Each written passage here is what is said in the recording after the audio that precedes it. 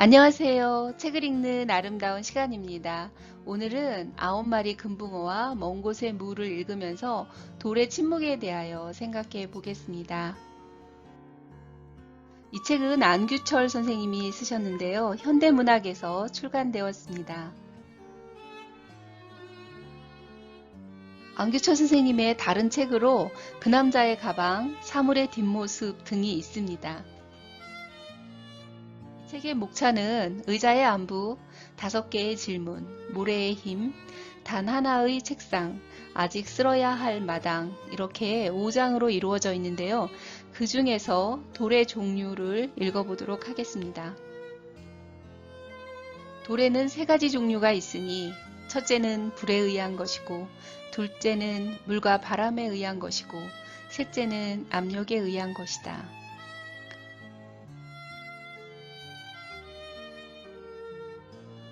화산의 용암이 굳어진 것을 화성암이라 하고 모래와 진흙과 석회 같은 작은 입자가 쌓이고 쌓인 것을 퇴적암이라 하고 이들이 다시 열과 압력에 의해 원래의 성질이 변한 것을 변성암이라 한다. 화성암이 변하면 편마암이 되고 퇴적암이 변하면 대리석이 된다.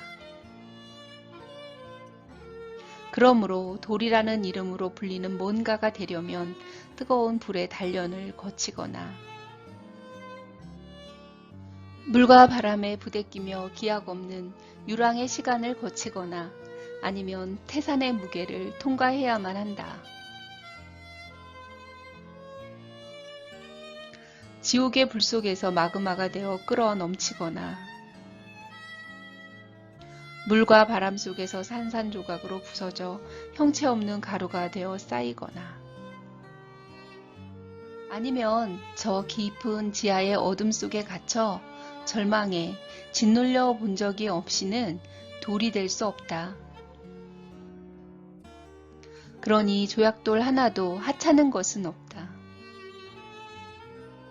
지천에 널려 있는 저 무수한 돌들은 모두 우리 조상들의 나이 전부를 합친 것보다 오랜 무자비하고 혹독한 세월을 건너 저 태초의 시간으로부터 나에게 전해지는 일종의 신탁 같은 것이다.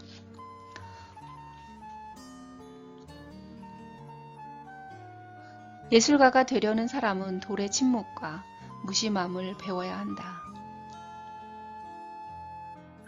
저 깊은 바다 밑바닥의 캄캄한 어둠 속에서 영롱한 구슬을 만들어내는 진주 조개처럼 돌이 되는 법을 배워야 한다. 이런 돌에 대한 이야기는 이우환 작가님의 여백의 예술이라는 책에서도 볼 수 있는데요. 이우환 작가님은 작품을 위해서 돌을 구하러 다니는데 이분이 원하는 돌은 성격이 없는 둥그스름한 모양새면 그만이라고 합니다. 이런 어마어마한 바위가 오랜 세월 비바람을 견디고 견디면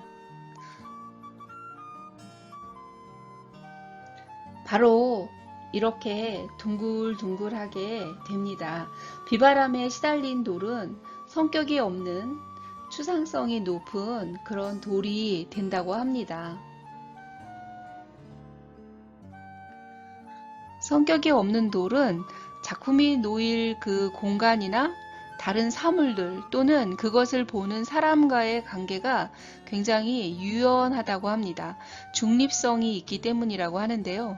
그래서 경이로운 작품은 성격이 없는 돌의 조화로운 배열을 통해서 창조된다고 합니다. 성격이 없는 경지. 저는 그것을 중용의 도라고 생각하게 되었는데요. 이쯤 되면 심보르스카의 양파라는 시가 떠오릅니다. 양파에겐 속이란 존재하지 않는다. 한꺼풀 또 한꺼풀 벗길 때마다 좀 더 작아진 똑같은 얼굴이 나타날 뿐. 그러면서 시인은 양파는 완전 무결한 우둔함과 무지함을 지니고 있다고 말합니다. 속이 없는 양파, 비바람과 열을 견디고 성격이 없어진 돌, 왠지 같은 얼굴인 것 같죠?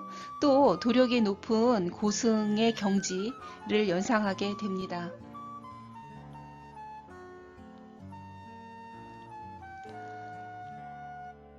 누군가와 관계를 잘 맺는다는 것은 성격이 없는, 그래서 둥글둥글한 저 돌들의 시간에서, 돌들의 침묵에서 신탁을 받아야 할 듯 합니다. 책을 읽는 아름다운 시간 5번째였습니다. 감사합니다.